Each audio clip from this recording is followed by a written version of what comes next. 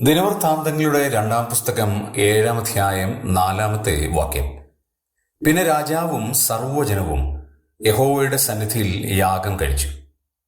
ആ വാക്യത്തിലെ ഒരു പ്രയോഗം വളരെ ചിന്തനീയമാണ്. പിന്നെ രാജാവും സർവ്വജനവും. നമുക്ക് ന്യായമായി ഒന്ന് ചോദിക്കാം, ഏതിനു ശേഷമാണ് രാജാവും സർവ്വജനവും യഹോവയുടെ സന്നിധിയിൽ യാഗം കഴിച്ചത്? 2-3 വാക്യങ്ങൾ വായിച്ചാൽ അത് കാണാം. യഹോവയുടെ തേജസ് ദേവാലയത്തിൽ നിറഞ്ഞതുകൊണ്ട് പുരോഹിതന്മാർക്ക് യഹോവയുടെ ആലയത്തിൽ കടക്കുവാൻ കഴിഞ്ഞില്ല, അഥവാ ദൈവ സാന്നിധ്യ ബോധം കൊണ്ട് അവർ നിറഞ്ഞു.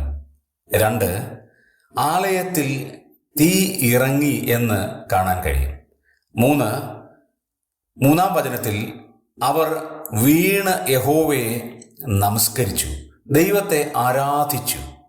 4, അവൻ നല്ലവനല്ലോ, അവൻ്റെ ദയ എന്നേക്കുമുള്ളത് എന്ന് ചൊല്ലി ദൈവത്തെ സ്തുതിച്ചു.